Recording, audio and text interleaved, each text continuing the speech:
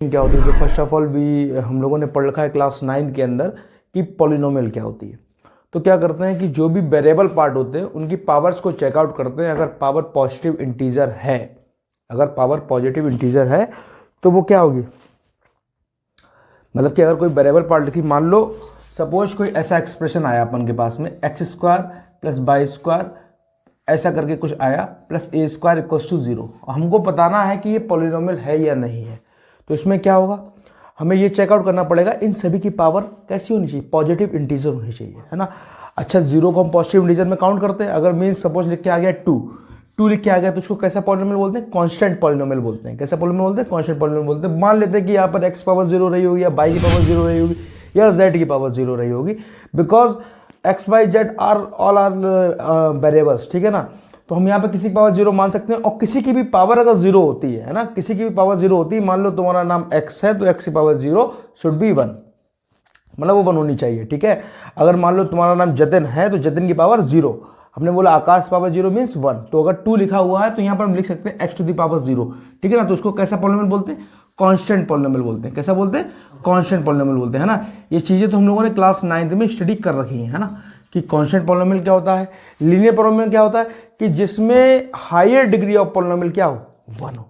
जिसमें higher degree of polynomial क्या हो, 1 हो। कायदे में बोला गया कि ax प्लस बी, क्या बोला गया, ax plus b equals to 0, ठीक है ना। ax plus b equals to 0। अच्छा, इक्वल साइन का बड़ा महत्व होता है। मीन्स इक्वल लगा दिया तो इक्वेशन बन गया, इक्वल लगा दिया तो वो इक्वेशन बन गया। जैसे कि लीनियर इक्वेशन में इसको बोलेंगे। वैसे अगर मैं लिखता केवल ax plus b, right, ax plus b बोलता तो मैं इसको बोलता लीनियर पॉलिनोमियल, क्योंकि ये एक्सप्रेशन है जिसकी हायर डिग्री कितनी है, 1 है। बट मुद्दा क्या बनता है कि सर आप तो कहते हो कि जो चीज अननोन होती है वो वेरिएबल होती है, राइट। यहां पर तो a भी अननोन है, x भी अननोन है, b भी अननोन है। तो मैं कहता ठीक है, तुम्हारी ये वाली बात को हम खत्म कर दे रहे हैं। हमने लिख दिया where a and b are real number, where a and b are real number. और एक बात एक्स्ट्रा और जोड़ दी, क्या, a not equals to 0। a not equals to 0 क्यों बोला, क्योंकि अगर a 0 के बराबर होगा तो सीधी सी बात है ये वाला टर्म क्या हो जाएगा, 0 हो जाएगा। और a और b रियल है, इट मींस कोई ना कोई वैल्यू होगी और b केवल होगा। इसका मतलब ये क्या बनेगा, कांस्टेंट पॉलिनोमियल बनेगा, ठीक है ना। तो हमने इसको क्या लिख दिया, a b are real number. अब a और b मेरे लिए क्या हो गए, कंफर्मेशन हो गया कि ये रियल नंबर हैं, यानी कि इनकी कोई ना कोई वैल्यू है। बट x की वैल्यू भी हमने डिफाइन की नहीं की ना, नहीं की। x मेरे लिए क्या, अननोन है। तो जो मेरे लिए अननोन रहेगा वो क्या होगा, वेरिएबल होगा। बात पकड़ में आ रही कि नहीं आ रही। तो अभी ये क्या हुआ, क्योंकि इसमें एक अननोन है, इट मींस एक वेरिएबल है और इसकी पावर क्या है, किसी के ऊपर भी पावर नहीं होती तो वो क्या होती है, 1 होती है ना। तो ऐसी पॉलिनोमियल जिसकी हायर डिग्री 1 होती है उसको हम क्या बोलते हैं, लीनियर पॉलिनोमियल बोलते हैं। और उसमें इक्वल साइन होल्ड होने लगेगा तो वो क्या कहलाएगा, लीनियर इक्वेशन कहलाएगा। क्या कहलाएगा, लीनियर इक्वेशन कहलाएगा। बात समझ में आ रही है। अच्छा, ax प्लस बी थोड़ा सा अनकंफर्टेबल लग रहा, कभी कभार समझने में थोड़ी दिक्कत आती है कि a और b मेरे अननोन, मतलब कि नोन कैसे हुए। a और b तो आप रियल बोल रहे हो, रियल वैल्यू तो कुछ भी हो सकती है। तो नोन का मतलब क्या हुआ, मीन्स अगर ये लिख के आता 2x प्लस 3, क्या लिख के आता 2x प्लस 3, तो तुम्हें साफ साफ दिख रहा होता कि हाँ साहब a की वैल्यू तो 2 है और b की वैल्यू कितनी है, 3 है, और दोनों कैसी है, नोन है। अब तुम्हें साफ दिख रहा है कि एक वेरिएबल है x, क्योंकि x क्या है, अननोन है। मालूम है कि इस रिलेशन से हम x की वैल्यू को सॉल्व मतलब कि इसको सॉल्व करके निकाल सकते हैं, लेकिन x अभी हमारे लिए क्या है, अननोन है, ठीक है ना। तो इसको हम क्या बोलेंगे, लीनियर पॉलिनोमियल इन 1 वेरिएबल, क्योंकि इसमें कितने अननोन है, ओनली 1 अननोन है। कितने अननोन है, 1 अननोन है। तो इसको हम क्या बोलेंगे बेटा, लीनियर पॉलिनोमियल इन 1 वेरिएबल। क्या बोलेंगे, लीनियर पॉलिनोमियल इन 1 वेरिएबल, है ना। तो ये आपने क्लास 8 में पढ़ा होगा, ठीक है।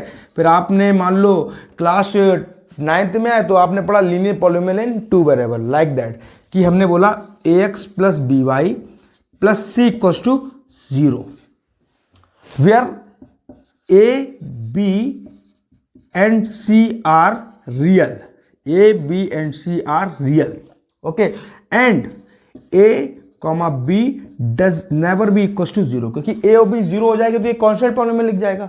ये सुनो, केवल c रह जाए भाई। मान लो अगर a की वैल्यू 0 ले ली, b की वैल्यू 0 ले ली, हमने a की वैल्यू ले ली, b की वैल्यू 0 ले ली, तो ये मामला पूरा खत्म हो जाएगा ना। बचेगा क्या, c इक्वल 0, और c इक्वल 0 मीन्स क्या है, कांस्टेंट पॉलिनोमियल है। बोलो हाँ कि ना।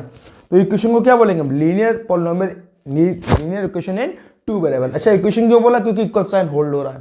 क्योंकि इक्वल साइन होल्ड हो रहा है। अगर मैं केवल इतना लिखता x plus b y plus c equal 0, sorry plus c, तो इसको हम क्या बोलते हैं, linear polynomial in two variable. Polynomial equation कब बोलेंगे, जब उस पर इक्वल साइन होल्ड होने लगेगा, राइट। अगर पॉलिनोमियल पे इनइक्वालिटी होल्ड होने लगी, means less than greater than, मान लो ऐसे करके हमने इनइक्वालिटी होल्ड कर दी, तो वो हमारी क्या कहलाएगी, linear inequality in two variable. क्या कहलाएगी, लीनियर इनइक्वालिटी हो जाएगी। इसको क्या बोलेंगे, इनइक्वालिटी का मींस इक्वल नहीं है आपस में, इक्वेशन है। बात समझ में आ रही कि नहीं आ रही, तो अभी ये क्या कहलाएगा, linear polynomial in two variable. ये क्या कहलाएगा, linear equation in two variable.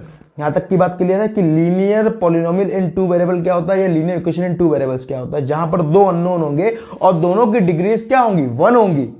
Degrees क्या होंगी, 1 होंगी। डिग्री मींस पावर 1 होंगी, तो इसको हम क्या बोलेंगे, लीनियर पॉलिनोमियल बोलेंगे। और अगर टू वेरिएबल में यानी कि 2 अननोन हो तो उसको हम बोलेंगे linear polynomial in two variable. अगर 3 अननोन होंगे तो 3 वेरिएबल। यस और नो, तो बात समझ में आ रही है ना कि linear polynomial in two variable क्या होती है। Is that clear. हमको क्या पढ़ना है, हमको पढ़ना है pair of linear equation in two variable. हमको क्या पढ़ना है, pair of linear equation in two variable. Is that clear. तो ये वाला मुद्दा तो क्लियर है कि भाई linear equation in two variable क्या होता है। हालांकि क्लास 9 में भी आप लोगों ने इसको स्टडी किया होगा, डीपली समझ में आ गया होगा कि linear equation in two variable क्या होता है ना। और आपने ये भी स्टडी किया होगा कि linear equation in two variable का ग्राफ कैसा आता है, एक स्ट्रेट लाइन आता है। कैसा आता है, एक स्ट्रेट लाइन आता है ना, कर्व नहीं आता। क्योंकि आपको जब पॉलिनोमियल दिखाया जाता है तो बोला जाता है कि जो कांस्टेंट पॉलिनोमियल होती है वो किसी एक के रिस्पेक्ट पे पैरेलल रहेगी। मतलब मान लो पैरेलल रहेगी या नहीं रहेगी। क्वाड्रेटिक लीनियर पॉलिनोमियल क्या बोला जाता है कि इसका फिगर जो होता है, इसका जो फिगर बनाते हैं, ग्राफ बनाते हैं, वो क्या बनाता है, एक स्ट्रेट लाइन देता है हमको। क्या देता है, स्ट्रेट लाइन देता है। क्वाड्रेटिक पॉलिनोमियल के लिए क्या बोला गया था कि एक ऐसी पॉलिनोमियल जिसका ग्राफ कर्विक होता है उसको हम क्वाड्रेटिक पॉलिनोमियल बोलते हैं, या पैराबोलिक ग्राफ होता है उसको हम क्वाड्रेटिक पॉलिनोमियल बोलते हैं। बात पकड़ में आ रही नहीं आ रही। लेकिन एक बात याद रखनी है कि अगर क्वाड्रेटिक पॉलिनोमियल 1 वेरिएबल है तो उसका ग्राफ कैसा होगा, पैराबोलिक होगा। लेकिन अगर 2 वेरिएबल है तो वो सर्कल भी रिप्रेजेंट कर सकता है, इलिप्स भी रिप्रेजेंट कर सकता है, हाइपरबोला भी रिप्रेजेंट कर सकता है, जो कि आपके सिलेबस से बहुत अपर लेवल की बात है, जो कि आप कॉनिक सेक्शन क्लास 11 में इसके बारे में स्टडी करोगे, राइट। ठीक है, तो अभी के लिए इतना ही समझना है कि अगर क्वाड्रेटिक इक्वेशन 1 वेरिएबल होगा तो पैराबोलिक ग्राफ देगा, क्योंकि क्वाड्रेटिक इक्वेशन भी आपका 4th चैप्टर है, उसको भी आपको स्टडी करके चलना है, इसलिए उसके बारे में बताना जरूरी समझा। ठीक है, नाउ हमने सीख लिया कि linear polynomial in two variable क्या होता है, राइट। कोई दिक्कत नहीं। अब हमें सीखना है pair of linear equation in two variable.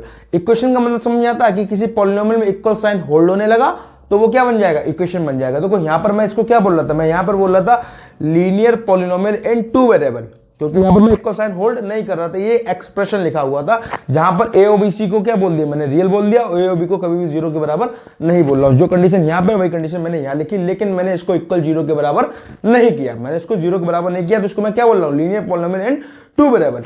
लेकिन यहां पर इक्वल साइन होल्ड किया तो मैंने यहां पे इसको क्या बोल रहा हूं, linear equation in two variable. Is that clear. ठीक, अब हमको क्या सीखना है, pair of linear equation in two variable. तो पेयर का मतलब समझते हो आप लोग, पेयर का मतलब क्या होता है भाई, पेयर का मतलब क्या होता है, पेयर का मतलब क्या होता है, जोड़ा। मीन्स मान लो हम लोगों ने अपने पैरों में चप्पलों को पहन रखा है, तो चप्पलों का जोड़ा होता है कि नहीं होता। इट मीन्स एक जैसी दूसरी बात है ना, एक जैसी दूसरी बात, यानी कि एक इक्वेशन ये है और इसी के जैसे दूसरी कोई इक्वेशन। मीन्स मान लिया, इसको रफ करते हैं 1 मिनट, मान लिया कभी हटना नहीं पॉइंट से, मान लिया a1x plus b1y plus c1 equal to 0। क्या है, linear equation in two variable है। लीनियर इक्वेशन है क्योंकि इक्वल साइन होल्ड हो रहा है। जहां पर क्या होगा बेटा, जहां पर a और b, a1 और b1 कभी भी 0 के बराबर नहीं होंगे, a1 और b1 0 के बराबर नहीं होंगे, और a1, b1 and C1 are real number. इससे ये भी पता चल रहा है कि A1, B1, C1 हमारे लिए क्या है, नोन है, जबकि x और y अननोन है, इसलिए linear equation in two variable है। दूसरी इक्वेशन में लिख दी क्या, a2x plus b2y plus c2 equals to 0। यहां पर भी वही कंडीशन बना दी क्या कि a2 b2 not equals to 0 and where a2, b2 and c2 are real number. Is that clear, are real number. तो ये दोनों इक्वेशन जो पेयर बनेंगी, मतलब ये दोनों इक्वेशन जो बनेंगे, इसको हम क्या बोलेंगे, क्योंकि ये भी linear equation in two variable है, ये भी linear equation in two variable है। पेयर का मतलब जोड़ा मींस ये जो जोड़ा बनना नहीं बनना, तो इन दोनों को हम क्या बोलेंगे एक साथ, pair pair of linear equation in two variable. बोलो ये सुनो, पक्की बात है कि नहीं है? Pair of linear equation in two variables, ठीक है ना, pair of linear equation in two variables. पक्की बात समझ में आ रही कि नहीं आ रही? इसको हम क्या बोलेंगे? Pair of linear equation in two variables. मुद्दा समझ में आ गया? अब यू नो दैट कि लीनियर इक्वेशन का ग्राफ कैसा होता है? एक स्ट्रेट लाइन होता है, एक स्ट्रेट लाइन होता है। अब तुम्हें क्या करना, एट अ टाइम दो लाइनों के साथ में हमने लोगों को वर्किंग करनी है कि दो लोग आपस में क्या क्या कर सकते हैं, दो लोग आपस में क्या क्या कर सकते हैं। अगर इन जनरल आप बात करें, कोई दो लोग हैं तो क्या करेंगे दो लोग? या तो उनका काम ऐसा होगा, एक दूसरे के विपरीत होगा, अपोजिट होगा, जो एक दूसरे के काम में अड़ंगा लगाएंगे, आमगे अड़ंगा लगाएंगे। बात समझ आ रही कि नहीं आ रही? बोलो ये सुनो, या तो काम में अड़ंगा लगाएंगे। मान लो एक व्यक्ति क्वेश्चन सॉल्व कर रहा है, दूसरा व्यक्ति चाहता है कि तुम पढ़ो ही ना, तो वो क्या कराएगा? अड़ंगा लगाएगा। बोलो हाँ कि ना? या तो इस टाइप के होंगे, या क्या होंगे कि तुम अपना करो, हमें तुमसे कोई लेना देना नहीं है। वो उनकी अपनी डायरेक्शन है, दूसरे की अपनी डायरेक्शन है। या तो ये इंसिडेंट परफॉर्म करेंगे, या करेंगे जो तुम कर रहे हो वही हम करेंगे, जो तुम कर रहे हो वही हम करेंगे। देखो ना, अपने लोगों की लाइफ में जब दोस्त वगैरह आते हैं तो ये तीन ही टाइप के इंसिडेंट परफॉर्म करते हैं। कैसे इंसिडेंट परफॉर्म करते हैं? पहला इंसिडेंट क्या परफॉर्म करते हैं?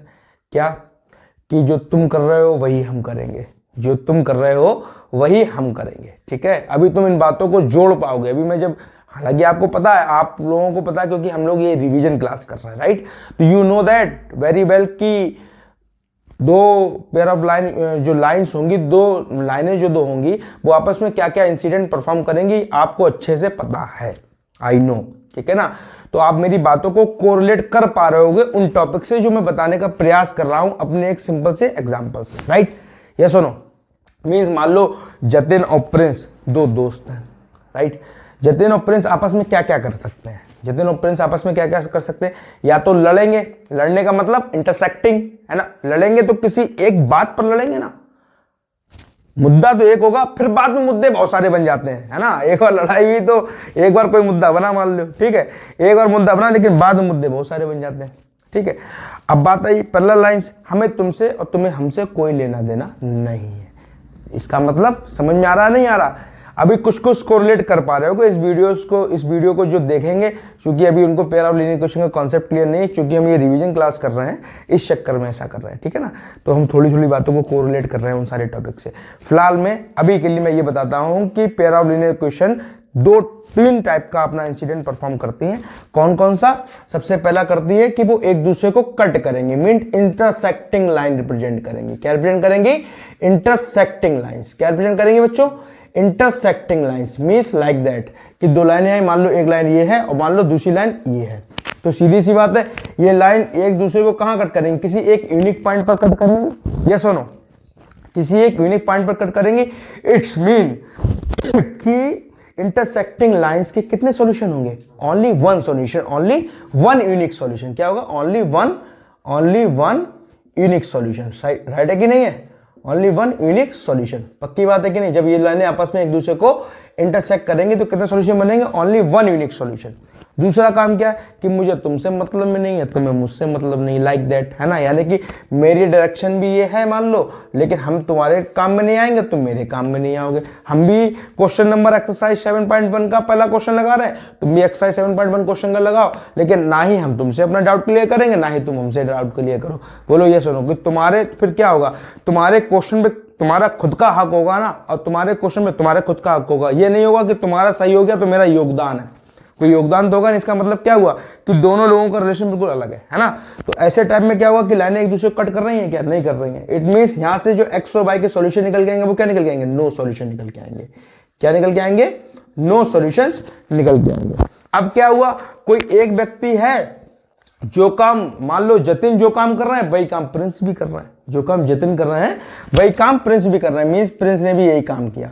तो बेटा बहुत सारी सिमिलरिटीज होंगी, बहुत सारी सिमिलरिटीज होंगी। हो सकता है आपने कैलकुलेशन में बहुत बार इनको बताया कि नहीं ये होगा ये होगा। बोलो हाँ कि ना? जब एक ही काम को कर रहे हो दो लोग तो क्या होगा? बहुत बार ऐसा भी तो हो सकता है कि तुमने बहुत सारे डाउट्स इनके क्लियर किए हो, है ना। तो यानी कि इसके लिए क्या हो जाएंगे? बहुत सारे सॉल्यूशन हो सकते हैं, इनफाइनाइटली मैनी सॉल्यूशन। मतलब कि समझ सकते हैं अपनी बात को, एग्जाम्पल के थ्रू उसको समझ सकते हैं ना। एक क्लास का एटमॉस्फेयर अलग होता है ना, तो उससे हम समझ सकते हैं कि ये क्या होगा? इनफाइनाइटली मैनी सॉल्यूशन देगा। क्या देगा? इनफाइनाइटली मैनी सॉल्यूशन देगा, ठीक है ना। इनफाइनाइटली मैनी सॉल्यूशन देगा हमको। कैसे सॉल्यूशन देगा? Infinitely many solution. और जब हमको कोई भी सॉल्यूशन नहीं मिलता है तो ऐसी लाइंस को हम लोग बोलते हैं पैरेलल लाइंस। क्या बोलते हैं? Parallel lines. क्या बोलते हैं? Parallel lines. और जब इनफाइनाइटली मैनी सॉल्यूशन आते हैं तो ऐसी लाइन को हम लोग बोलते हैं कोइंसिडेंट लाइन। क्या बोलते हैं बच्चों? Coincident line. पकड़ में आ रही बात? नहीं आ रही? ठीक है ना, कि कोइंसिडेंट लाइंस क्या होती है, पकड़ में आ रही नहीं आ रही? अब मुद्दा बनता है कि सर अगर ये दोनों इक्वेशन दी है और मुझे ग्राफ नहीं दिया गया, मुझे ये दोनों इक्वेशन दी हुई हैं और ग्राफ नहीं दिया हुआ है, then how to know the given pair of linear equation is intersecting और पैरेलल और कोइंसिडेंट? कैसे पहचानेंगे कि हम हाउ टू नो, कि हम कैसे पहचानेंगे कि इंटरसेक्टिंग लाइंस है, पैरेलल लाइंस है या कोइंसिडेंट लाइंस है? तो मैं कहूंगा बेटा कुछ रिलेशनशिप्स होती हैं। क्या होती है? कुछ रिलेशनशिप्स। अगर वो लाइन इंटरसेक्टिंग होंगी तो बेटा A1 अपॉन A2 का रेशियो जो है ना B1 अपॉन B2 के रेशियो के कभी भी इक्वल नहीं आएगा। केवल इतनी बात चेक करनी है, आपने A1 A2 की वैल्यू निकाल ली, B1 और B2 की वैल्यू निकाल ली, उन दोनों के रेशियोज को चेक किए और दोनों रेशियोज अगर आपस में इक्वल नहीं आए तो वो क्या रिप्रेजेंट करेगा? इंटरसेक्टिंग लाइन रिप्रेजेंट करेगा। और इंटरसेक्टिंग लाइन का सॉल्यूशन कितना होता है? यूनिक वन सॉल्यूशन होता है, क्योंकि वो किसी एक पॉइंट पर जाकर ही एक दूसरे को कट करेंगे। Is that clear? ठीक। अब बात करते हैं कि सर हमने निकाला A1 अपॉन A2 निकाला और B1 अपॉन B2 निकाला, वो दोनों आपस में बराबर नहीं आए, इक्वल नहीं है। ठीक है, मैंने कहा ठीक है इक्वल नहीं है। A1 अपॉन A2 निकाला और वो B1 अपॉन B2 के मतलब यहां पे इक्वल नहीं है तो वो इंटरसेक्टिंग हो गई। अगर इक्वल आए तो क्या करेंगे? मान लो पहले आपने रेशियो निकाला A1 अपॉन A2 और B1 अपॉन B2 निकाला, आपने पहले ही ऑब्जर्व कर लिया कि जो A1 अपॉन A2 का जो रेशियो आया है वो B1 अपॉन B2 के रेशियो के इक्वल नहीं है, इक्वल नहीं है। तो आपने बोल दिया इंटरसेक्टिंग लाइंस हैं। लेकिन जब दूसरे क्वेश्चन को अटेम्प्ट करने गए, वहां देखा सर A1 अपॉन A2 का रेशियो B1 अपॉन B2 के इक्वल हो रहा है। अब क्या करें? तो मैं कहूंगा बेटा अब आपको जरूरत पड़ेगी तीसरा रेशियो फाइंड आउट करने की। वो तीसरा रेशियो क्या होगा? C1 upon C2। क्या होगा? C1 upon C2। तो आपका सपोज आंसर आया कि सर ठीक है A1 upon A2 B1 upon B2 के तो बराबर है, लेकिन जो आपने C1 अपॉन C2 निकालने को बोला था वो इसके बराबर नहीं आ रहा है, वो इसके बराबर नहीं आ रहा है। तो हम कहेंगे बेटा जब A1 अपॉन A2 का रेशियो B1 अपॉन B2 के इक्वल है बट B1 अपॉन B2 का रेशियो C1 अपॉन C2 के इक्वल नहीं है, तो ऐसी लाइंस हमको क्या देंगी? पैरेलल लाइंस देंगी। क्या देंगे? Parallel lines. और पैरेलल लाइंस क्या होती है बेटा? पैरेलल लाइंस का कोई भी सॉल्यूशन नहीं होता, कभी भी एक दूसरे को इंटरसेक्ट नहीं करते हैं। राइट? ठीक है। आपने बोला ठीक है सर हमने इतना काम कर लिया, लेकिन एक क्वेश्चन और आई, एक प्रॉब्लम ऐसी आई सर जिसमें तीनों रेशियो A1 अपॉन A2 और B1 अपॉन B2 और C1 अपॉन C2 तीनों रेशियो आपस में इक्वल है। सर तीनों रेशियो आपस में इक्वल है। तो हमने कहा ठीक है ना, तीनों रेशियो इक्वल है, कोई बात नहीं, तीनों रेशियो इक्वल है। इट मींस कि वो दोनों लाइंस आपस में क्या बिहेवियर कर रहे होंगे? वो दोनों लाइन आपस में कोइंसिडेंट हो रहे होंगे, यानी कि एक के ऊपर एक होंगे, जिसके कितने सॉल्यूशन होंगे? Infinitely many solution. Is that clear? तो आप पता कर सकते हो कि दो इक्वेशंस लिखी हुई हैं और उन दो इक्वेशन से आप पता कर सकते हो कि वो इनफाइनाइटली मैनी सॉल्यूशन दे रही हैं, कि वो यूनिक सॉल्यूशन दे रही हैं, कि वो नो सॉल्यूशन दे रही हैं। कभी कभार एमसीक्यू में पूछ देते हैं कि बताओ, बहुत ही सिंपल सी बात है। अभी मैं आपसे पूछ लूं, हालांकि एमसीक्यू ऐसा बनता नहीं, इतना इजी नहीं दे सकते सीबीएसई बोर्ड, लेकिन फिर भी कभी कभार मेहरबान होते हैं लोग, है ना, मेहरबान होता है बोर्ड, वो सोचता है कि हर बच्चे के नंबर आ जाए 100 आउट ऑफ 100, है ना। तो कभी कभार मेहरबानी में मिल जाते हैं क्वेश्चन, क्या कि बताओ कि ऐसे अगर पेयर ऑफ लीनियर इक्वेशन के कोई भी सॉल्यूशन ना हो तो बताओ वो पेयर ऑफ लीनियर इक्वेशन आपस में क्या इंसिडेंट परफॉर्म कर रहे होंगे? तो हमारा आंसर क्या होगा? Parallel line. राइट? अब बोला कि चलो कि अगर उसके इनफाइनाइटली मैनी सॉल्यूशन है तो वो लाइंस कैसी होंगी? कोइंसिडेंट होंगी। अगर चलो बताओ उसका केवल यूनिक सॉल्यूशन तो कैसी लाइन होंगी? इंटरसेक्टिंग लाइंस होंगी। बोलो ये सुनो, पक्की बात है कि नहीं? अब कभी कभार बोल देते हैं कि इक्वेशन आपको दे देते हैं, इक्वेशन आपको दे देते हैं और कह देते हैं बताओ, पूछते हैं बताओ ये कौन सी लाइंस है। तो उसके लिए क्या करना पड़ेगा? First of all you just need to know the value of A1 B1 C1 and A2 B2 C2 and after that you will find about the ratio. First ratio is A1 upon A2 and second ratio B1 upon B2। First of all you compare A1 upon A2 to B1 upon B2। अगर A1 upon A2 B1 upon B2 के equal होता है तभी हमको C1 upon C2 निकालना है, उससे पहले C1 अपॉन C2 नहीं निकालना। ये हमारे क्वेश्चन की साइकोलॉजी होती है कि हमें इसी तरीके से अटेम्प्ट करना है कि हमें A1 अपॉन A2 निकालना है और पहले B1 अपॉन B2 निकालना है। देखना है दोनों के बीच कंपैरिजन करना है कि दोनों आपस में इक्वल हैं। क्या करना है कि दोनों आपस में इक्वल हैं। अगर दोनों आपस में इक्वल हैं तभी हमको C1 अपॉन C2 निकालना है। अगर वो A1 upon A2 B1 upon B2 के इक्वल नहीं है, A1/A2 B1/B2 के इक्वल नहीं है, चुपचाप बोल देना साहब इंटरसेक्टिंग लाइंस हैं और भैया इसका एक ही सॉल्यूशन होगा, इसका एक ही सॉल्यूशन होगा। मुद्दा पकड़ में आ रहा कि नहीं आ रहा? ठीक है, अगर A1/A2 निकाला, B1/B2 निकाला और देखा दोनों इक्वल है, तब हमें जरूरत पड़ेगी कौन सी रेशियो की? C1/C2 की रेशियो की जरूरत पड़ेगी और चेक करना पड़ेगा क्या साहब A1/A2 B1/B2 के तो इक्वल है, क्या B1/B2 C1/C2 के इक्वल है? अगर नहीं है तो क्या रिप्रेजेंट होगा? पैरेलल लाइन रिप्रेजेंट होगी, क्योंकि उसका रेशियो क्या था? A1/A2 equals to B1/B2 not equals to C1/C2। Is that clear? अब आपने तीनों रेशियो निकाले, अगर सर तीनों रेशियो आपस में इक्वल है, तुमने ठीक है तीनों रेशियो इक्वल है, it means constant line perform कर रही होंगी आपस में, और इसके कितने सॉल्यूशन होंगे? इनफाइनाइटली मेनी सॉल्यूशन होंगे, है ना? और इसके सॉल्यूशन कितने होंगे? नो सॉल्यूशन होगा। और इसके कितने सॉल्यूशन होंगे? ओनली वन सॉल्यूशन होगा। Is that clear? तो यहां से काफी कुछ एमसीक्यू में बन सकता है, काफी सारे एमसीक्यूज हैं, कर सकते हैं हम लोग। तो कुछ एमसीक्यूज अभी हम आपसे डिस्कस करने वाले हैं, जहां पर इस कॉन्सेप्ट का यूज करके एमसीक्यू हमारे बन रहे हैं। Is that clear? यहां तक मामला ओके है? यस और नो? पुल अप गटिंग हो रहा है ना? ठीक है ना, कि आप इसको नोट भी कर सकते हो, आपको शो हो रहा होगा कि कैसे कैसे हम लोगों ने किया है ना? Is that clear? तो हम आगे चलते हैं एमसीक्यूज पर, क्योंकि हम लोग ये रिवीजन क्लास कर रहे हैं ना, हम लोग एनसीईआरटी डिस्कस यहाँ नहीं कर रहे हैं, हम लोग क्या कर रहे हैं? रिवीजन क्लास कर रहे हैं, जिसके अंदर हम लोग एमसीक्यूज करेंगे, 540 एमसीक्यूज करेंगे, और ये उम्मीद करेंगे उन 540 एमसीक्यू में 18 एमसीक्यू हमारे पड़े हुए आएंगे। राइट है? ठीक है, और करीब 60 रीजन असेसन करेंगे और प्रयास करेंगे कि हमारे 2 रीजन असेसन जो हमारे बोर्ड में आने वाले हैं उन्हीं में से आ जाए, या उनके कॉन्सेप्ट सेम आ जाए, है ना? ये नहीं कह सकते कि ना कि वही क्वेश्चन आ जाएगा, बट ये है कि हम 540 एमसीक्यू करेंगे तो इट मींस हमारे पास बहुत सारी नॉलेज हो जाएगी, और हो सकता है 18 एमसीक्यू भी हमारे आसानी से सॉल्व हो जाए, है ना? क्योंकि हमको ज्यादा टाइम वेस्ट नहीं करना है। 35 मार्क्स का पेपर हमको केवल और केवल ज्यादा से ज्यादा मैक्सिमम 40 मिनट्स में कंप्लीट करके देना है। और आफ्टर दैट जो बचेगा, मेरा अपना ऑब्जर्वेशन ये कहता है कि जो हमारे एमसीक्यू और रीजन असेसन और केस स्टडी छोड़कर जो भी क्वेश्चंस आएंगे वो कहीं ना कहीं एनसीईआरटी से ही आने वाले हैं, ज़्यादा कुछ दिक्कत वाली बात नहीं है। तो हम लोग एनसीईआरटी सॉल्यूशंस और एनसीईआरटी एक्सरसाइज को हम पहले ही कर चुके हैं। राइट? ठीक है, तो हम लोग 18 एमसीक्यू लिए कितने एमसीक्यू पढ़ेंगे? 540 एमसीक्यू पढ़ेंगे। अभी तो हम हर टॉपिक वाइज एमसीक्यू को पढ़ रहे हैं, हर टॉपिक वाइज रीजन असेसन को पढ़ रहे हैं, हर टॉपिक वाइज केस स्टडी को भी पढ़ रहे हैं। तो हमें भी किसकी एमसीक्यू तैयार करने हैं? हमें एमसीक्यू तैयार करने हैं अभी पेयर ऑफ लीनियर इक्वेशन के। जो जो कॉन्सेप्ट आते हैं